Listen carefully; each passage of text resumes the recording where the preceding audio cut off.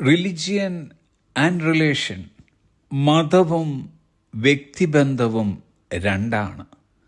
Doctor Billy ഗ്രഹാമിൻ്റെ ഭാഷയിൽ religion is man's attempt to reach God.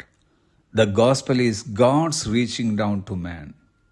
ദൈവത്തിൽ എത്തിച്ചേരാനുള്ള മനുഷ്യൻ്റെ ശ്രമമാണ് മതം. സുവിശേഷം എന്നത് ദൈവം മനുഷ്യനിലേക്ക് എത്തിച്ചേരുന്നതാണ്. നിയമങ്ങൾ, ആചാരങ്ങൾ, ചൊല്ലുകൾ, ജൽപ്പനങ്ങൾ, നേർച്ചകൾ, കാഴ്ചകൾ, മലകയറ്റങ്ങൾ, വെടിക്കെട്ടുകൾ എന്നിവയിലൂടെ ദൈവത്തെ സമീപിക്കാനാവും എന്ന് മതം പഠിപ്പിക്കുന്നു. ബന്ധമെന്നാൽ യേശുക്രിസ്തുവിൻ്റെ സുവിശേഷത്തിലൂടെ ദൈവം നമ്മിൽ എത്തിച്ചേരുക എന്നതാണ്. അതുവഴി നമുക്ക് ദൈവത്തെ വ്യക്തിപരമായി അറിയാൻ കഴിയും.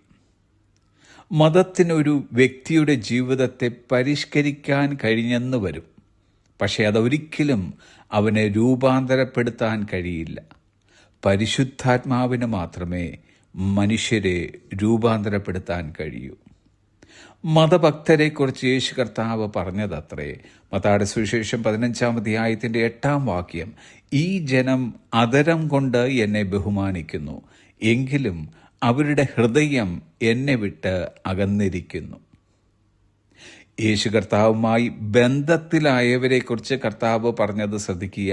യോഹന്നാന്റെ സുവിശേഷം 15-ാം അധ്യായം 15-ാമത്തെ വാക്യം, ഞാൻ നിങ്ങളെ ദാസന്മാർ എന്ന് ഇനി പറയുന്നില്ല, നിങ്ങൾ എൻ്റെ സ്നേഹിതന്മാർ തന്നെ. നമുക്ക് മതം വേണം, പക്ഷെ മതഭക്തി പാടില്ല. പകരം ക്രിസ്തു ബന്ധമത്രേ ആവശ്യം. ആ ബന്ധം നമുക്ക് സമ്മാനിക്കുന്നത് സൗഹൃദത്തിൻ്റെ ഊഷ്മളമായ വരവേൽപ്പാണ്. Ongoing friendship with God through Jesus, which gives meaning to worship, service and moral living. യേശുവിലൂടെ ദൈവവുമായുള്ള നിരന്തരമായ സൗഹൃദം ആരാധനയ്ക്കും സേവനത്തിനും ധാർമ്മിക ജീവിതത്തിനും അർത്ഥം നൽകുന്നു. അങ്ങനെയൊരു ബന്ധത്തിനായി യേശു കർത്താവ് നമ്മുടെ ഹൃദയമാകുന്ന വാതിലിൽ മുട്ടിക്കൊണ്ടിരിക്കുന്നു.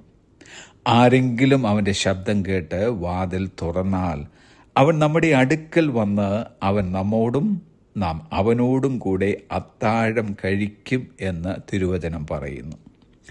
ഒരുമിച്ചിരുന്ന് ഭക്ഷണം കഴിക്കുന്നത് ആഴത്തിലുള്ള സൗഹൃദത്തെ പ്രതീകപ്പെടുത്തുന്നു. പ്രതികരിക്കുന്ന ആരുമായും ഉറ്റ കൂട്ടായ്മ യേശു കർത്താവ് ഇന്നും വാഗ്ദാനം ചെയ്യുന്നു. നാം മതഭക്തരോ മതഭ്രാന്തന്മാരോ ആയിരിക്കാം, എന്നാൽ കർത്താവിന് ഇന്ന് ആവശ്യം അവൻ്റെ ശബ്ദം കേട്ട് അവന് വേണ്ടി വാതിൽ തുറന്നു കൊടുക്കുന്നവരെയാണ്.